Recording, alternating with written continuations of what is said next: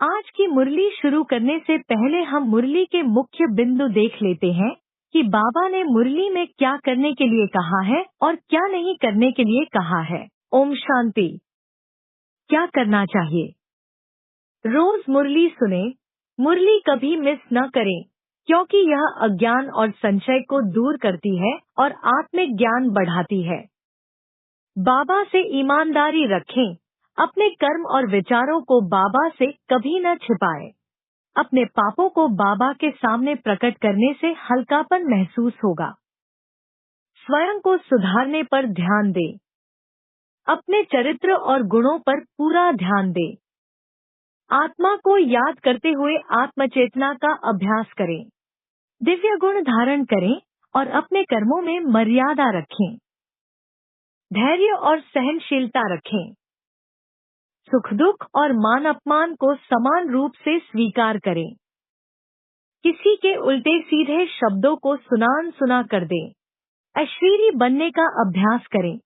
शरीर की पहचान से परे आत्मा की स्थिति में रहने का अभ्यास करें। दया और प्रेम दिखाए। बाबा के समान रहमदिल बने।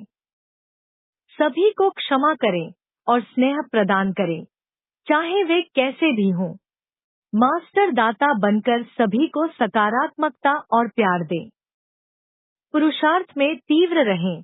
बाबा द्वारा बताई गई शिक्षाओं पर चलते हुए ऊंच पद प्राप्त करने का लक्ष्य रखें। क्या नहीं करना चाहिए? बाबा की बातों को अनसुना न करें। बाबा के उपदेशों को नजरअंदाज करने से बचें। विकारों से दूर रहें। विशेष रूप से काम विकार को अपने जीवन से पूरी तरह हटा दें, क्योंकि यह सबसे बड़ा शत्रु है। पाप या गलतियां न छिपाएं। अपने पापों या कमजोरियों को छिपाने से आत्मा पर बोझ बढ़ेगा। किसी की आलोचना या शिकायत न करें। दूसरों की गलतियों को माफ करें और नकारात्मक भावनाओं को अपने ऊपर हावी न होने दें। आलस्य से बचें। नियमित रूप से मुरली और बाबा के स्मरण में भाग लें। इससे दूर रहने पर आत्मिक उन्नति में बाधा आती है। अभी विधिवत मुरली सुनते हैं। ओम शांति। आज 31 दिसंबर 2024 बाबा के महावाक्य हैं। मीठे बच्चे, बाप जो रोज रोज पढ़ाते हैं, यह पढ़ाई कभी मिस नहीं करनी है। इस पढ़ाई से ही अंदर का संशय दूर होता है। प्रश्न है, बाप के दिल को जीतने की युक्ति क्या है? उत्तर है, बाप के दिल को जीतना है तो जब तक संगम युग है तब तक बाप से कुछ भी छिपाओ नहीं। अपने कैरेक्टर्स पर पूरा ध्यान दो। अगर कोई पाप कर्म हो जाता है तो अविनाशी सर्जन को सुनाओ तो हल्के हो जाएंगे। बाप जो शिक्षा देते हैं, यही उनकी दया, कृपा व आशीर्वाद है। तो बाप से दया व कृपा मांगने की बजाय स्वयं पर कृपा करो। ऐसा पुरुषार्थ कर बाप के दिल को जीत लो। ओम शांति। अभी रूहानी बच्चे यह तो जानते हैं कि नई दुनिया में सुख है, पुरानी दुनिया में दुख है। दुख में सभी दुख में आ जाते हैं और सुख में सभी सुख में आ जाते हैं। सुख की दुनिया में दुख का नाम निशान नहीं, फिर जहाँ दुख है वहाँ सुख का नाम निशान नहीं। जहाँ पाप है वहाँ पुण्य का नाम निशान नहीं। जहाँ पुण्य है वहाँ पाप का नाम निशान नहीं। वह कौन सी जगह है? एक है सतयुग, दूसरा है कलयुग। यह तो बच्चों की बुद्धि में जरूर होगा ही। अभी दुख का समय पूरा होता है और सतयुग के लिए तैयारी हो रही है। हम अभी इस पतित छिछी दुनिया से उस पार सतयुग अर्थात राम राज्य में जा रहे हैं। नई दुनिया में है सुख, पुरानी दुनिया में है दुख। ऐसा नहीं, जो सुख देता है वही दुख भी देता है। नहीं, सुख बाप देते हैं, दुख माया रावण देता है। उस दुश्मन की एफिजी हर वर्ष जलाते हैं। दुख देने वाले को हमेशा जलाया जाता है। बच्चे जानते हैं, जब उसका राज्य पूरा होता है तो फिर हमेशा के लिए खलास हो जाता है। 5 विकार ही सबको आदि मध्य अंत दुख देते आए हैं। तुम यहाँ बैठे हो तो भी तुम्हारी बुद्धि में यही रहे कि हम बाबा के पास जाएं। रावण को तो तुम बाप नहीं कहेंगे। कब सुना है रावण को परम पिता परमात्मा कोई कहते हो? कभी भी नहीं। कहीं समझते हैं लंका में रावण था। बाप कहते हैं यह सारी दुनिया ही लंका है। कहते हैं वास्को डी गामा ने चक्र लगाया स्टीमर व बोट के द्वारा। जिस समय उसने चक्र लगाया उस समय एरोप्लेन आदि नहीं थे। ट्रेन भी स्टीम पर चलती थी। बिजली अलग चीज है। अब बाप कहते हैं दुनिया तो एक ही है। नई से पुरानी, पुरानी से नई बनती है। ऐसे नहीं कहना होता है कि स्थापना, पालना, विनाश। नहीं, पहले स्थापना फिर विनाश, बाद में पालना। यह राइट अक्षर है। बाद में रावण की पालना शुरू होती है। वह झूठी विकारी पतित बनने की पालना है, जिससे सब दुखी होते हैं। बाप तो कभी किसको दुख नहीं देते। यहाँ तो तम प्रधान बनने के कारण बाप को ही सर्वव्यापी कह देते हैं। देखो क्या बन पड़े हैं। यह तो तुम बच्चों को चलते फिरते बुद्धि में रहना चाहिए। है तो बहुत सहज, सिर्फ अल्फ की बात है। मुसलमान लोग भी कहते हैं उठकर अल्लाह को याद करो। खुद भी सवेरे उठते हैं। वह कहते हैं अल्लाह व खुदा को याद करो। तुम कहेंगे बाप को याद करो। बाबा अक्षर बहुत मीठा है। अल्लाह कहने से वर्षा याद नहीं आएगा। बाबा कहने से वर्षा याद आ जाता है। मुसलमान लोग बाप नहीं कहते हैं, वह फिर अल्लाह मियाँ कहते हैं। मियाँ बीबी, यह सभी अक्षर भारत में है। परमपिता परमात्मा कहने से ही शिवलिंग याद आ जाएगा। यूरोपवासी लोग गॉड फादर कहते हैं। भारत में तो पत्थर भित्तर को भी भगवान समझ लेते हैं। शिवलिंग भी पत्थर का होता है। समझते हैं इस पत्थर में भगवान बैठा है। भगवान को याद करेंगे तो पत्थर ही सामने आ जाता है। पत्थर को भगवान समझ पूजते हैं। पत्थर कहाँ से आता है? पहाड़ों के झरनों से गिरते गिरते गोल चिकना बन जाता है। फिर कैसे नेचुरल निशान भी बन जाते हैं। देवी देवताओं की मूर्ति ऐसी नहीं होती है।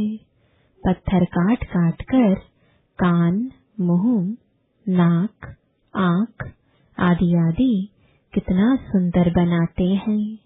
खर्चा बहुत करते हैं। शिव बाबा की मूर्ति पर कोई खर्चे आदि की बात नहीं। अभी तुम बच्चे समझते हो हम सो देवी देवता चैतन्य में खुद बन रहे हैं।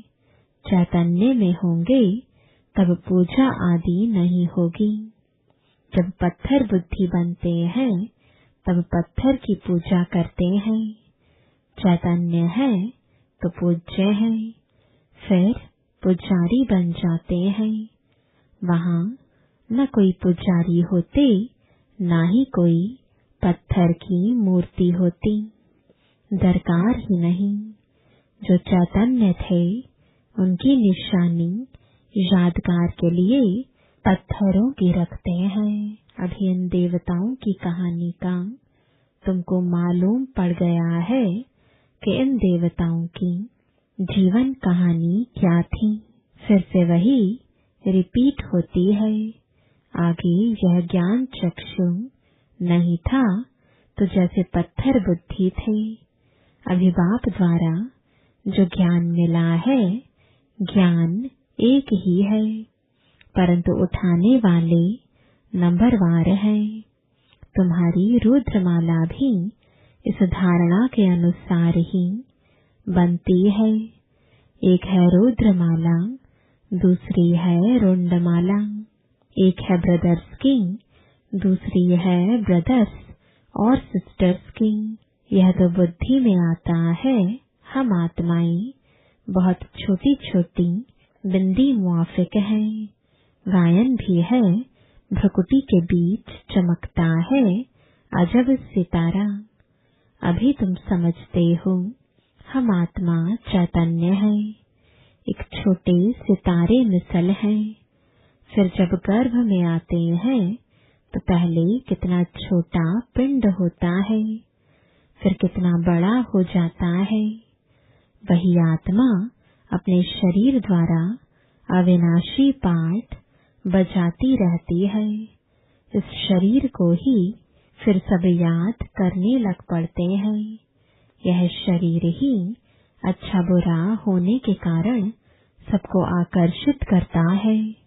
सतयुग में ऐसे नहीं कहेंगे कि आत्म अभिमानी बनो, अपने को आत्मा समझो। यह ज्ञान तुम्हें अभी ही मिलता है, क्योंकि तुम जानते हो अभी आत्मा पतित बन पड़ी है। पतित होने कारण जो काम करती है वह सभी उल्टा हो जाता है। बाप सुलटा काम कराते, माया उल्टा काम कराती है। सबसे उल्टा काम है बाप को सर्वव्यापी कहना। आत्मा जो पाठ बजाती है वह अविनाशी है, उनको जलाया नहीं जाता। उनकी तो पूजा होती है, शरीर को जलाया जाता है। आत्मा जब शरीर छोड़ती तो शरीर को जलाते हैं। आत्मा दूसरे शरीर में प्रवेश कर जाती है।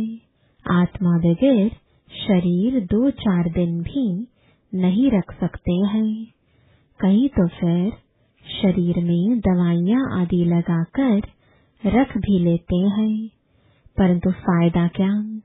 क्रिश्चियन का एक सेंट जेवियर है, कहते हैं उसका शरीर अभी भी रखा हुआ है। उनका भी जैसे मंदिर बना हुआ है, किसको दिखाते नहीं है, सिर्फ उनके पांव दिखाते हैं। कहते हैं कोई पांव छू लेता है तो बीमार नहीं होता।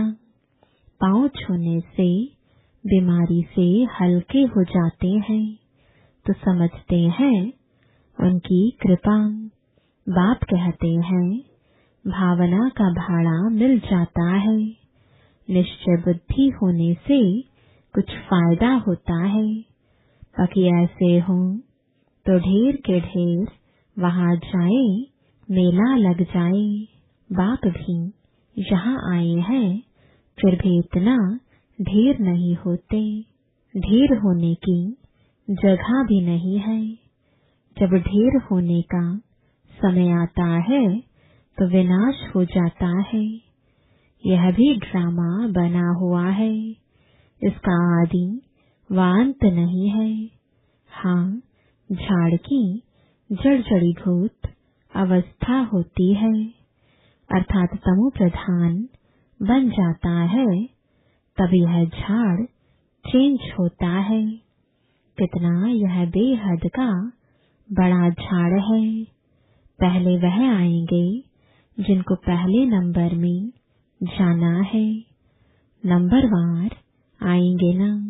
सभी सूर्यवंशी तो इकट्ठे नहीं आएंगे, चंद्रवंशी भी सभी इकट्ठे नहीं आते। नंबरवार माला अनुसार ही आएंगे। पाठधारी सभी इकट्ठे कैसे आएंगे?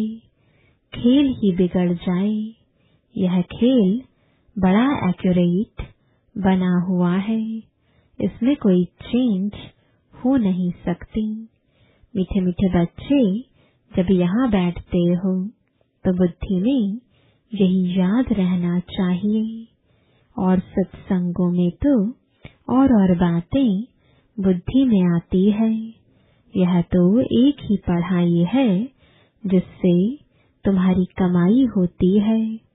उन शास्त्रों आदि को पढ़ने से कमाई नहीं होती। हाँ, कुछ न कुछ गुण अच्छे होते हैं। ग्रंथ पढ़ने बैठते हैं तो ऐसे नहीं सभी निर्विकारी होते हैं।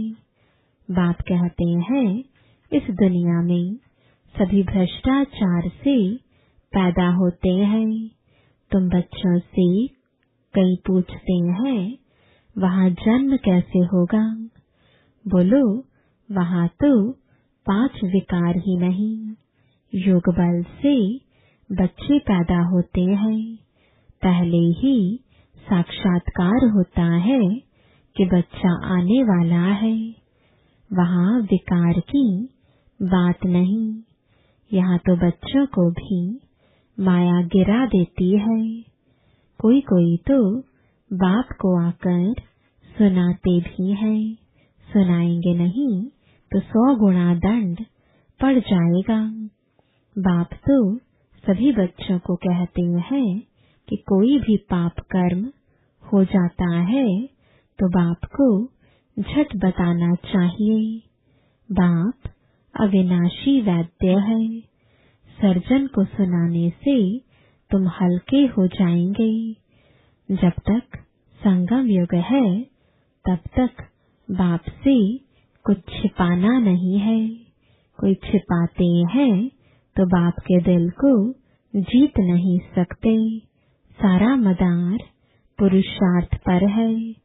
स्कूल में आएंगे ही नहीं तो कैरेक्टर कैसे सुधरेंगे? इस समय सबके कैरेक्टर्स खराब हैं। विकार ही पहले नंबर का खराब कैरेक्टर्स है। इसलिए बाप कहते हैं बच्चों, काम विकार तुम्हारा महाशत्रु है। आगे भी यह गीता का ज्ञान सुना था तो यह सभी बातें समझ में नहीं आती थी। अब बाप डायरेक्ट गीता सुनाते हैं। अभी बाप ने तुम बच्चों को दिव्य बुद्धि दी है तो भक्ति का नाम सुनते हंसी आती है कि क्या क्या करते थे। अभी तो बाप शिक्षा देते हैं। इसमें दया, कृपा व आशीर्वाद की बात होती नहीं। खुद पर ही दया, कृपा व आशीर्वाद करनी है। बाप तो हर बच्चे को पुरुषार्थ कराते हैं। कोई तो पुरुषार्थ कर बाप के दिल को जीत लेते, कोई तो पुरुषार्थ करते करते मर भी पड़ते हैं। बाप तो हर बच्चे को एक जैसा ही पढ़ाते हैं। फिर कोई समय ऐसी गुह्य बातें निकलती हैं जो पुराना संशय ही उड़ जाता है। फिर खड़े हो जाते हैं। इसलिए बाबा की पढ़ाई कभी मिस नहीं करनी चाहिए। मुख्य है बाप की याद। दैवी गुण भी धारण करने हैं। कोई कुछ छीछी बोले तो सुना अनसुना कर देना चाहिए। Hear no evil. ऊंच पद पाना है तो मान अपमान, दुख सुख, हार जीत सब सहन जरूर करना है। बाप कितनी युक्तियां बतलाते हैं, फिर भी बच्चे बाप का भी सुना अनसुना कर देते हैं, तो वह क्या पद पाएंगे। बाप कहते हैं जब तक अशरीरी नहीं बने हैं तब तक माया की कुछ न कुछ चोट लगती रहेगी। बाप का कहना नहीं मानते तो बाप का डिसरिगार्ड करते हैं। फिर भी बाप कहते हैं बच्चे सदा जीते जागते रहो और बाप को याद कर ऊंच पद पाओ। अच्छा, मीठे मीठे सिकिलदे बच्चों प्रति माता पिता बाप दादा का याद प्यार और गुड मॉर्निंग। रूहानी बाप की रूहानी बच्चों को नमस्ते। रूहानी बच्चों की रूहानी बाप दादा को गुड मॉर्निंग और नमस्ते। धारणा के लिए मुख्य सार है, पहला, कोई भी उल्टी सुल्टी बातें करे तो सुना अनसुना कर देना है। Hear no evil. दुख सुख मान अपमान सब कुछ सहन करना है। दूसरा, बाप जो सुनाते हैं उसे कभी सुना अनसुना कर बाप का डिसरिगार्ड नहीं करना है। माया की चोट से बचने के लिए अशरीरी रहने का अभ्यास जरूर करना है। वरदान है, बाप समान रहम दिल बन सबको क्षमा कर स्नेह देने वाले मास्टर दाता भव। जैसे बाप को रहम दिल मर्सीफुल कहते हैं, ऐसे आप बच्चे भी मास्टर रहम दिल हो। जो रहम दिल है वही कल्याण कर सकते हैं। अकल्याण करने वाले को भी क्षमा कर सकते हैं।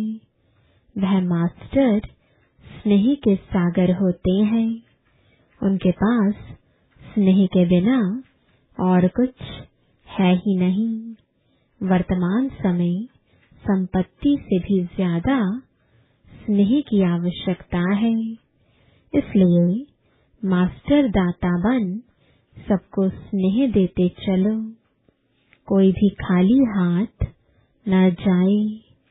स्लोगन है, तीर पुरुषार्थी बनने की चाह ना हो तो जहाँ चाह है वहाँ राह मिल जाएगी।